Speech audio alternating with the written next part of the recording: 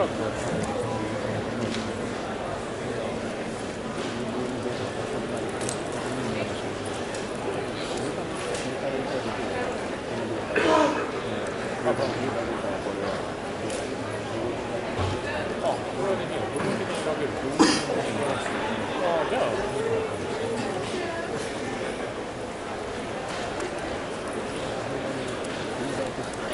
right, hello everyone. Welcome to the Project Volta talk. We're going to get started. Looks like most people are here. So, my name is Megan. I'm the product manager on Android, and I work on Project Volta and battery life on Android. And I'm joined by my colleague Ashish. Hi, I'm Ashish Sharma, and I'm the tech lead on Project Volta at Android. Cool, thank you. How many of you today are worried that you're going to need to recharge your phone before the end of the day? Exactly. So we know that battery life is one of the things that users complain about the most in mobile and on Android especially. And so this is where we on the Project Volta team are deeply passionate about addressing that issue and extending battery life for our users. Our approach to this is really threefold. We're thinking about how to make improvements in the platform to make the platform more efficient. How to build the right tools and APIs for you as developers to make your applications more power efficient for your users. And then finally, how to improve the transparency and control users have on how power is being consumed on their devices. Today we're going to focus on the innovation that we've done on the platform side and the tools and APIs we've built for you as developers. But before we get started, let's take a quick look at where that power is actually going. We took an Android device, put it into airplane mode with the screen off, and it turns out it actually lasts quite a while, like a month. So how many of you here use your phones with airplane mode and screen off? Wow, I'm actually seeing a few hands raised. That's impressive. But most of us don't. Most of us don't, right? Most of us connected to cell, connected to Wi-Fi. We have applications running and syncing in the background. We have email, instant messaging, social media. We're watching videos on it. We play games. We browse. Well, all these things add up. And then you're left with less than a day of battery life. As most of you are already worried, and it's only 11:30, that your battery's not going to last you through the rest of the day. So that red curve that you're seeing, that's where we want to focus our efforts. That's where we think we can have efficiency. So let's take a look at what's happening along that red curve. We sort of broke it down into two categories, the screen being on and the screen being off. And when the screen is on, as you would expect, the screen is consuming a majority of the battery at that time. Right? The user's actually using their device. When the screen is off though, it's the CPUs and the radio that's consuming the battery. And that makes sense, right? Applications have alarms that wake up the CPU. They have wake clocks that keep the CPU awake. Right? And while the CPU is awake, they're performing all sorts of network activity. Maybe they're sending some content up to the server to synchronize with it, or maybe they're fetching some new content for the user. So when the screen is off, this is where we think we can have the most impact in terms of extending the user's battery life so that when the screen is on, when the user's actually using their battery life, they have more battery life to use. So wouldn't it be amazing, wouldn't it be awesome if applications were lazy first? This is a paradigm we introduced last year at I/O, where we really want you as developers to think about this screen off time and the precious battery resource that you're consuming when the screen is off, and see if you can reduce the activity that's happening in the background, right? Reduce the amount of times you're waking up the CPU, reduce the amount of times that you're waking up the radios when the screen is off. We want you to defer a lot of that activity. We understand that sometimes you have to do that activity, right? You have to synchronize the photos to the cloud or what have you. Well, defer it. Defer it to when the device is charging. Because when the device is charging, from a power perspective, effectively, that's free. And if you absolutely can't defer it, then at least coalesce it. Coalesce it so that a lot of your activity happens together, so that you don't pay the overhead of waking up the CPU and the radio each time frequently when the screen is off. We see this pattern over and over and over again in the Android app ecosystem, where applications are doing activity in the background when the screen is off. And we thought, instead of asking every single one of you to go change your applications, how can we help from the platform? This is why we introduced a feature called Doze yesterday. Doze is a new feature in the Android M release. Now imagine for a second that you're using your phone, you put it down on the coffee table at night, you go to sleep, you wake up in the morning, and it's dead. That sucks, right? Now instead, imagine that you wake up in the morning, and your phone's only dropped a few points in battery, and you're good to go for the rest of your day. Well, that is really the goal behind Doze, right? It's that when you're not using the device, it extends your battery life. And it's really about deferring and coalescing a lot of that background activity that's happening when you're not using your device. We find in our early testing that it actually gets us up to twice the battery life on Nexus 9, the standby battery life. Right? So let's take a look at how Doze actually works. Now imagine you're using your device, right? These orange lines represent activity of some kind that's happening. And then at some point you decide to put it down and turn the screen off, and it's just sitting there. You haven't plugged it in, so it's on charger. And the phone, the apps on the phone or the tablet are continuing to do their thing on this device. Right? There's some activity happening. Well, Android M will realize that this is happening, and it will enter Doze. This is a mode where a lot of this background activity is deferred. And we'll talk about that. So after a brief period of time, Android realizes that the user hasn't been using this device, and it enters Doze. And then it will stay in Doze for a period of time, and then come back for a maintenance window after that period of time. And the reason we do this is to allow applications to perform a lot of that activity they needed to perform, because freshness is still important. Freshness of content in your applications is still important for users. And so what we're really doing is balancing freshness with battery life. Now at this point, if the user still hasn't used the device and it continues to remain in that state, then we go back into Doze for an even longer period of time. And then come back out for another maintenance window, and then go back into Doze for an even longer period of time. And this happens gradually until we reach a few hours of contiguous dozing. And then the system sort of maxes out there. While the system is dozing though, well, let's take a look at what happens to applications. Applications lose network access. Right? Their network access is restricted while the system is dozing. Their wake locks are ignored. Now, you can still acquire wake locks, but the kernel will ignore the application's wake locks. And the net result is that the CPU won't be kept awake just because an application has a wake lock. Any sync manager syncs and job scheduler jobs will be deferred to the next maintenance window, as you saw on that chart before. And alarms will be deferred. So wait a minute, alarms will be deferred. So I just told you how I'm going to put this thing down on the coffee table, go to sleep. I need to wake up in the morning and go to work. So what happens if my alarms are deferred? Well, we thought about that, and it turns out Doze will end shortly before any alarm clock alarms. Right? And we do this because we want to make sure that any critical alarms, like an alarm clock, do fire when they're supposed to fire, when you expect them to make noise and wake up the device. And we even wake up the device shortly before so that there's a maintenance window. There's enough time for applications to refresh and their syncs and jobs to perform before the alarm actually goes, so that when you wake up in the morning, you're good to go with the content and your device. We also realize that there are situations where applications need to have alarms, right, to notify the user, to interact with the user in some way that the user is expecting, even though the device is dozing. Like, hey, I have an event that I need to be notified by, and I haven't looked at my device in a while, but I'm going to miss this event if I don't see that notification.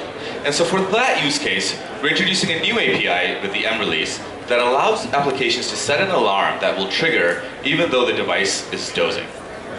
Okay. Great, so how do you test this? When you get the M preview build, connect the device running an M preview build with your computer and use ADB so you can put the device into Doze and test your applications with it. We want you to see how your applications behave when the device is dozing and if they can recover gracefully in that scenario. First command basically tells Android to pretend that it's on battery, because remember, you're going to be plugged in over USB with the computer. It thinks it's charging. And a lot of these features, Doze will not kick in when the device is charging. And then you can step through the modes of Doze using this command. And basically it's going to go through Doze, the next maintenance window, the next Doze cycle, etc. And then finally there's a helpful flag there, -h, to see the other commands that are available. Now all of this is on our developer website already, up on developer.android.com. Okay. So this is great for when you're not using your device, right? When it's just sitting there on the coffee table. But that's not really what we do, right? We have our phones with us. Look at all of you have phones with you. You carry them with you. You're out and about in the world. So we wanted to think about how we can help improve things there. Well, it turns out often you have applications that you have installed but maybe forgotten about and haven't used in a while. But they're still performing this background activity. We thought, how can we help the platform become better at allowing applications that the users care about and use actively to use that valuable power resource in the background. And this is why we're introducing App Standby. This is a new feature in the M release.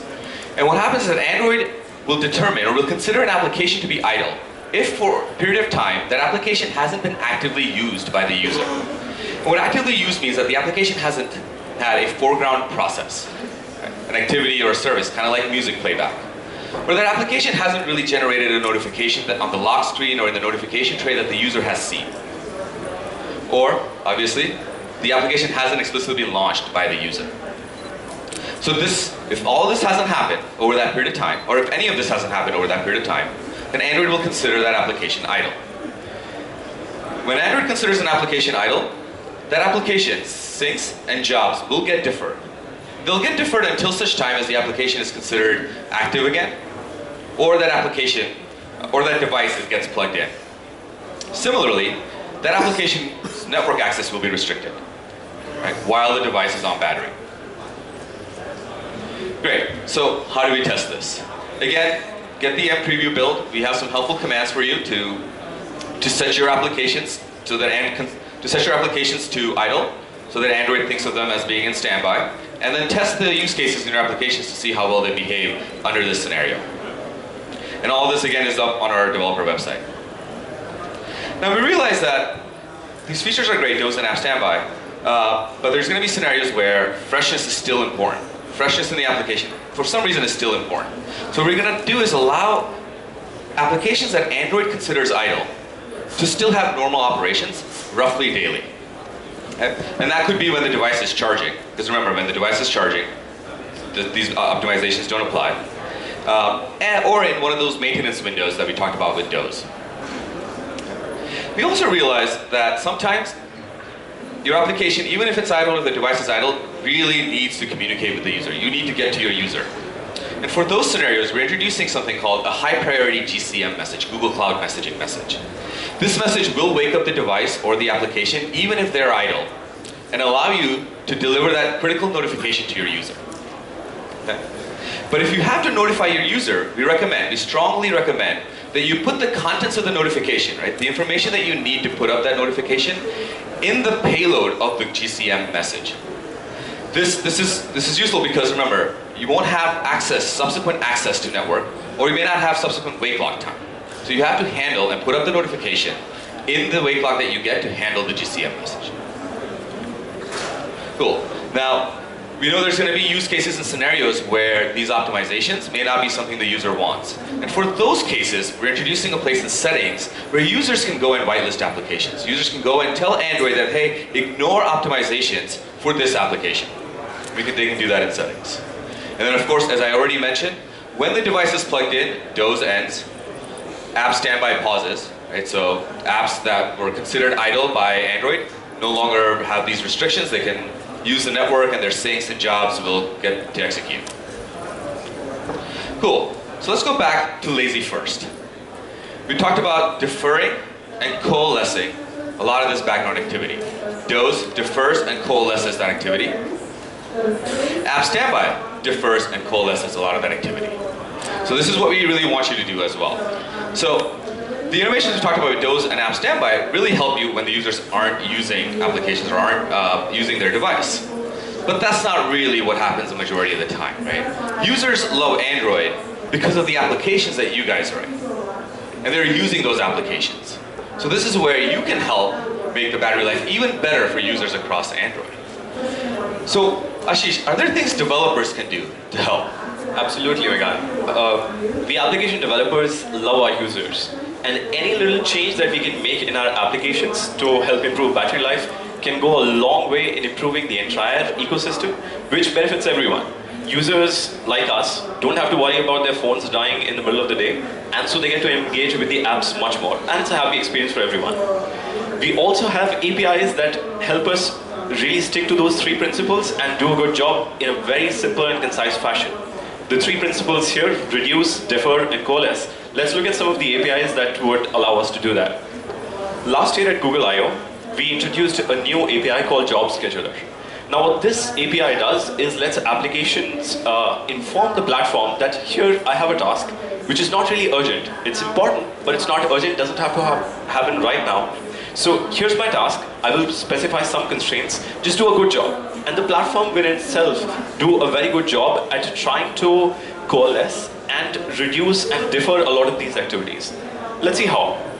You can specify a constraint saying, I don't want this job to happen right now, but it should happen anytime within the next hour. You can define your own interval and say anytime within the next hour is fine. Now, once a lot of applications start doing that, the platform has much more opportunity that now it can batch together a lot of these and do them in one go. So the CPU wakes up less, the network is accessed less, the battery life is more. You can also specify things like, hey, I really care about, this is a whole bunch of data, let's do it over Wi-Fi. Because usually people, when they're traveling or when they're up and about during their day, mobile data costs them battery and sometimes money. So what you can specify is, let's do this over Wi-Fi or an unmetered network. You can also specify constraints, and this is where it really helps, where you can essentially make your activity free, where you can say, do this when the device is charging, because at that point, the user has plugged in his device, there is no battery cost, and everyone gets to go back home happy. And you can also specify constraints like, not only is your device charging, just don't start doing it as soon as I plug in my device, because as you might see around yourself, in conferences or in airports, people huddle around charging stations trying to get just a little bit more battery charge, and that's when you don't want a lot of this activity to kick in. So you can specify that do this when the device is charging and it has been idle for a while. Now all of these simple concepts can go a really long way. This API is available for all devices that are running Lollipop and later. And let's look at a code sample to quickly see how easy it is. Let's say I have a job which I want to run roughly periodically daily. So I say, okay, I want to run it every 24 hours. I have specified a network constraint where I say run it on an unmetered network so that the user doesn't have to pay for it, and require charging. Bam. 5 lines of code. It's very easy to do, a small change for us, but it goes a really long way. Now, if you have users, or if the application is installed on devices that are still running Gingerbread through KitKat, we have a new backward compatibility API that we are introducing this year, and this is the GCM Network Manager. The principles remain the same. It looks very similar to Job Scheduler, has all of those functionalities that you can provide.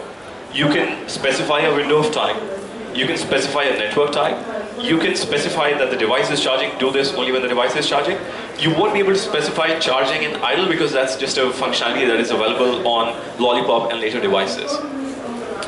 It lives with Google Play services, so all of the devices that are running Gingerbread and any later release than that would get this functionality. So please, try and use these APIs. They go a really long way and it can really make a difference. Let's look at a very quick example briefly on this API, the GCM Network Manager API. It looks very familiar, has exactly the same number of lines of code roughly, has the same constraints, and bam, there our change is. So now that we have modified our application, let's hope we have, and now we want to measure exactly how much difference did we make. Because we are all engineers at heart, we love data, we want to know, I did this change, how much did it help? So here are some tools that would allow you to exactly measure the impact of how much difference did you make.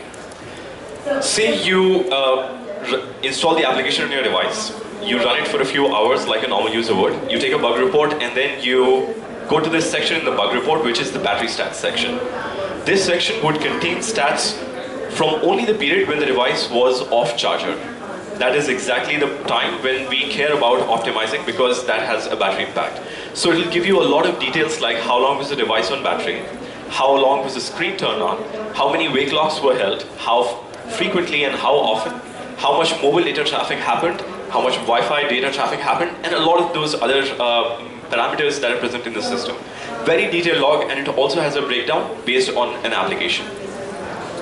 Now if you want to see on a timeline, say you ran the test for a few hours and you want to see exactly when your jobs fired. Were they firing when the device was on charger, or what was exactly going on in the device? For that, we have a battery history section in the bug report. This contains a millisecond granularity log, a time journal of sorts, which contains all of the battery state transitions that we think are relevant. So say for example, when did the CPU go into suspend? When did it come out of suspend? When was the mobile radio activated? Things like, when did this application acquire a wake lock? When was this sync fired? So on and so forth. Now, a lot of detail is present here, and it makes really obvious, and this is an example of a log that has a problem that I'm sure you all can see. I'm sure you can't. I can't even read that from here, let alone you guys. So last year at I/O, we had introduced battery historian. It takes this really fine time journal of logs and presents it in a visual good form so that you can see exactly what's happening where.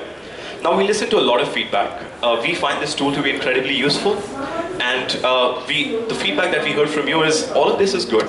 I love looking at system stats, but can you help me figure out exactly what's actionable for me? How is my application behaving? So we listen to that feedback. Today, we're launching Battery Historian version 2. It is available as open source software on GitHub. You can access it now. It's free to download. It runs locally on your device and gives you all of the same parameters that we talked about. Gives you a timeline that is now much more visually appealing. It's much more intuitive. You can zoom in to exactly find the details and zoom out, pan, drag, drop. And as soon as you click over an event or hover over an event, it would give you all of the details. So if you hover over a partial wake lock, it will tell you this application acquired the wake lock for this duration. And it's very fancy. I think you should try it. The doze mode that Megan talked about, you can see that here. So you can see when the device entered doze mode, and as you can see from this chart here, the blue line displays the discharge curve of your device. So that's your battery level going from 100 to really low level, hopefully not too level. But you can also see that when the doze mode kicked in, the battery started discharging much less. And this is actually from a real device that one of my colleagues ran. Just 2 days ago, he forgot to charge his device, that I hope we all of us do in a few months when this API comes in. And so your devices would start lasting much more.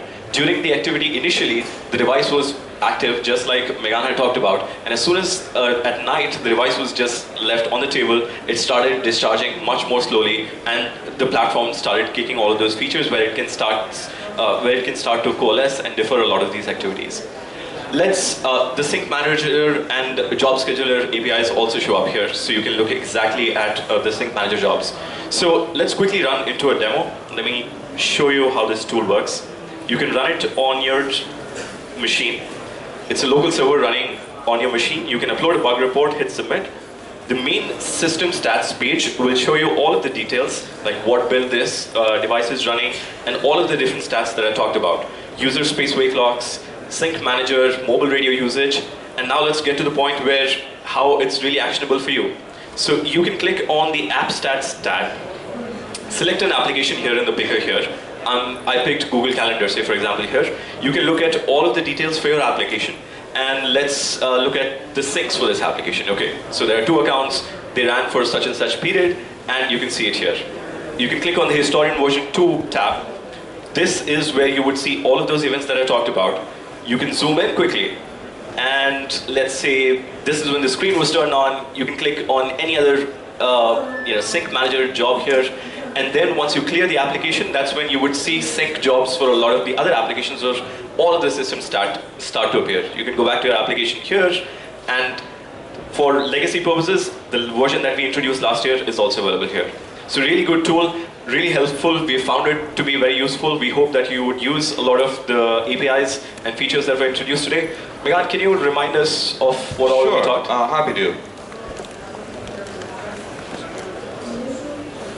By the way, I have to say, I am really loving how the slope of that blue line changed. Yeah, that's pretty cool. I'd like to see more of that. That's awesome. Cool, so we go back to lazy first. Lazy first again. Reduce the amount of background activity that your applications are performing. And think really hard about why you need to consume that valuable resource that users have in battery when the screen is off and they're not actually using their device. Okay? Try to defer as much of it as you can to when the device is charging. And then try to coalesce as much of it as you can, so that if you do need to perform this activity when the device is charged, when the device is on battery, then at least you do it in the most efficient way possible. Okay? We talked about platform features that are going to help you guys do this with doze and app standby. And we also talked about some of the developer features that will help you make your applications more efficient in this regard by deferring and coalescing a lot of the activity. So please check them out, Job Scheduler, GCM Network Manager. And finally, Battery Historian. Cool, so what's next? I think you guys probably have a lot of questions. We're out of time right now, but Ashish and I will both be at the office hours this afternoon at 4 p.m. right here, right back here. So come find us. We're happy to talk about these features and battery life in general. There's also a talk this afternoon on battery performance and tooling that you can check out for additional best practices. And then of course the GitHub link for the Battery Historian tool that Ashish talked about. Thank you.